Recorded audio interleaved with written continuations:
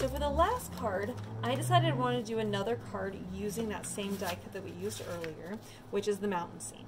Now, if you love the mountain scene and you want to keep it with the guy and the dog, you are of course welcome to do that. But I'm going to show you how to cut it apart so that you can keep the landscape, but you don't have to have the guy and the dog here, okay? All right, so what we're gonna do is we're just gonna follow this kind of shape right here and just cut that right out.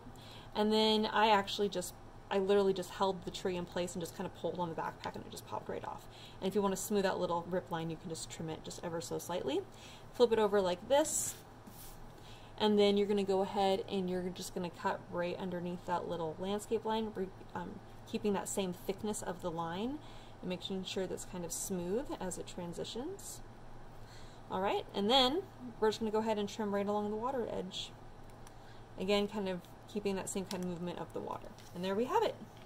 Now, if you wanted to be really creative, you could save these pieces and put them on the inside of the card with the guy and his backpack, though, and I thought that was really cute. Though it does have a shorter torso, so it looks a bit more like a kid, but it would still be really sweet. So you could definitely do that if you decided that you wanted to, or you could save it for something else. Okay, let's go ahead and get started. So the very first thing that we're going to do is put double-sided tape on the back side of this. And it doesn't really matter so much, but if you want to remember, the textured side is the front. But honestly, it doesn't really matter because the paper is really cool no matter what. If you have a side of the top or the bottom that you like more, put that towards the top because the bottom is going to be covered up. As you lay this down, there's going to be about 1/8 of an inch on all 4 sides of the handmade paper. Okay, all right. So now that you have that in place, now what we're going to do here is we're going to go ahead and put double-sided tape on the back side of this, only on the left and on the right, on the back side of this kind of stitched-looking flower paper. Okay, so now at the bottom here, or on one of the sides, you're going to go about 1/2 inch up from the bottom and stick on the end of that stitched navy ribbon. Then on the other side, again about the same distance up from the bottom, you're going to do the exact same thing. Okay, about 1/2 inch up from the bottom. All right. Now, I know this is very awkward, but lay that in place. Now put double-sided tape on top of that, so it's sticky on top. And then also put double-sided tape on the top and bottom.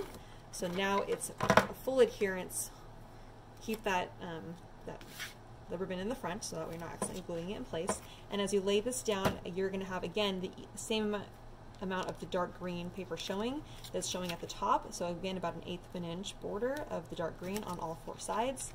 And as you lay that down, it should match up pretty much perfectly. All right, now what you're going to do here is you're actually just going to go ahead and you're going to trim this right in the middle. So now you have enough ribbon here to actually tie a bow. And that's a trick I will oftentimes use if I have a small scrap of ribbon that's maybe just barely enough for a bow, but can't go all the way around a card. Sometimes I'll just hide the ends behind the card so it looks like I've wrapped it, but really it's just on the left and right. Okay, oh, how fun. I love that big, nice bow. All right, so now we're going to trim those at an angle so they're a little bit more fun. All right, okay, so now the front of the card.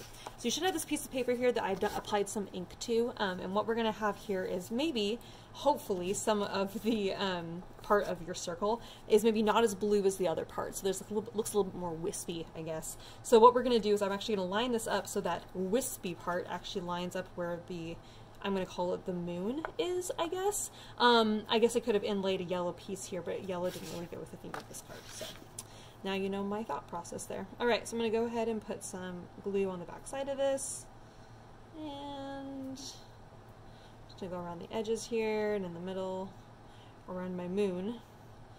Again, it seems like it would want it to be maybe a sunrise instead, but, you know, I always feel like there's a lot more yellow in that kind of a situation. So we're going with the moon. All right, so we're going to go ahead and lay that down.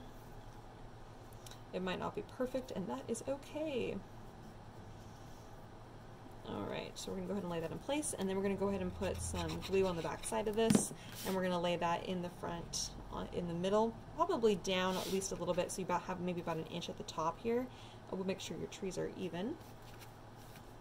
All right, and then you have this dark blue piece in here, so go ahead and put some double-sided tape or glue on that, and that's going to go at the very top here, and that's just going to be match up on the left and on the right with the handmade paper, and you want to make sure that maybe you have maybe an 1/8 of an inch or a 1/16 of an inch of the handmade paper showing at the top. You want it to be in the middle between the top and the top of the card and the top of your little scene here.